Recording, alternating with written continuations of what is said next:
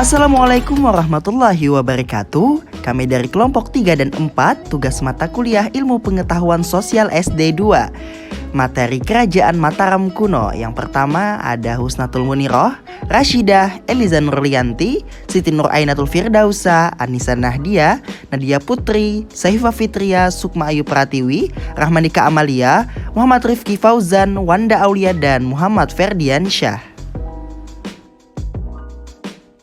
Kerajaan Mataram Kuno. Kerajaan Mataram kuno adalah kerajaan Hindu-Buddha yang berdiri di Jawa Tengah, bagian selatan pada abad ke-8. Kemudian pindah ke Jawa Timur pada abad ke-10. Di Jawa Tengah, letak kerajaan Mataram kuno diperkirakan terletak di bumi Mataram, sebutan lama untuk Yogyakarta. Pusat kerajaan ini kemudian mengalami beberapa kali perpindahan sehingga sampai ke Jawa Timur. Kemudian, kerajaan Mataram kuno juga sering disebut sebagai Kerajaan Mataram Hindu atau Kerajaan Medang. Pendiri dari Kerajaan Mataram kuno adalah Rakai Mataram, Sang Ratu Sanjaya yang berkuasa antara 732 sampai 760 Masehi. Kerajaan Mataram kuno berdiri pada tahun 732 Masehi dan runtuh pada 1007 Masehi. Selama hampir 3 abad berkuasa, terdapat 3 dinasti yang memerintah, yaitu dinasti Sanjaya, dinasti Shailendra di Jawa Tengah, serta dinasti Isyana di Jawa Timur. Kerajaan Mataram kuno dapat diketahui dari Prasasti Cangkal, Prasasti Kalasan, Prasasti Blitung, Prasasti Klurak, Candi Gedong Songo, Candi Borobudur, Candi Mendut, Candi Plasoan, Candi Prambanan, dan masih banyak lagi yang lainnya. Kita akan membahas perpecahan Kerajaan Mataram kuno. Kekuasaan Kerajaan Mataram kuno pertama kali dipegang oleh Raja Sanjaya yang bergelar Rakai Mataram Sang Ratu Sanjaya. Dibuktikan dengan prasasti Canggal dan Carita Parahyangan. Raja Sanjaya dikenal sebagai raja yang bijaksana, cakap, adil, dan taat dalam beragama. Di bawah pemerintahannya, wilayah Kerajaan Mataram kuno semakin luas dan rakyatnya sejahtera. Kerajaan ini juga menjadi pusat pembelajaran agama Hindu. Dibuktikan dengan banyaknya pendeta yang datang berkunjung dan menetap di Mataram.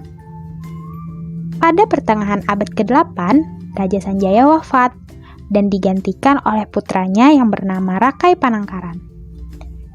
Setelah Rakai Panangkaran wafat, Kerajaan Mataram kuno terpecah menjadi 2, yaitu Dinasti Sanjaya dan Dinasti Sailendra. Dinasti Sanjaya memerintah Kerajaan Mataram kuno bercorak Hindu di Jawa Tengah bagian utara, sementara Dinasti Sailendra memerintah Kerajaan Mataram kuno bercorak Buddha di Jawa Tengah bagian selatan. Masa kejayaan Mataram kuno, dinasti Shailendra muncul pada akhir abad ke-8 dan periode kepemimpinannya menjadi masa keemasan Kerajaan Mataram kuno. Perkembangan terjadi di berbagai bidang seperti politik, ilmu pengetahuan, budaya, kesenian, dan sosial. Raja pertama Kerajaan Mataram kuno dari dinasti Shailendra adalah Sri Dharmatungga. Pada masa pemerintahannya, konon wilayah kekuasaan mencapai semenanjung Malaka. Setiap berganti raja, keadaan Kerajaan Mataram kuno semakin gemilang dan termasyur. Sri Dharmatungga digantikan oleh Indra atau Sailendra yang berhasil menaklukkan Chenla atau Kamboja. Setelah itu, Kerajaan Mataram kuno dipimpin oleh Samaratungga.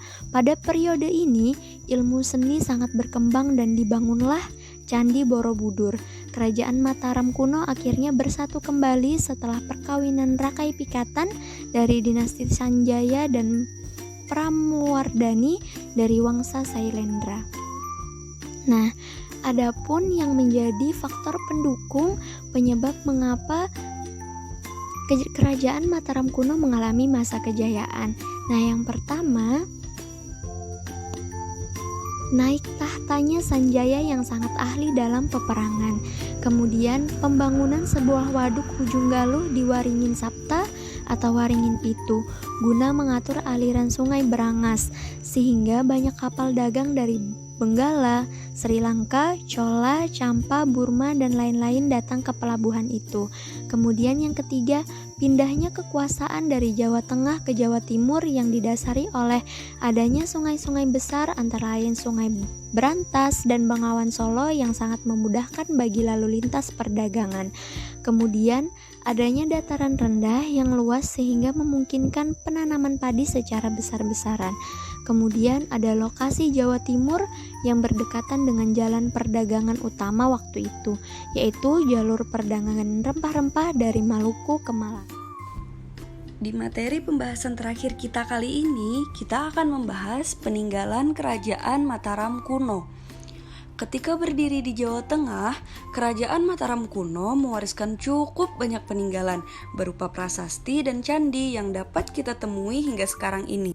Yang pertama ada prasasti Kerajaan Mataram kuno, ada prasasti Canggal, prasasti Kalasan, prasasti Maniasih, dan yang terakhir ada prasasti Klurak. Yang kedua yaitu Candi Peninggalan Kerajaan Mataram kuno, ada Candi Bima, Candi Arjuna, Candi Kalasan, Candi Plausan, Candi Prambanan, Candi Sewu, Candi Mendut, Candi Pawon, Candi Puntadewa, Candi Semar, Candi Srikandi, dan yang terakhir adalah Candi Borobudur.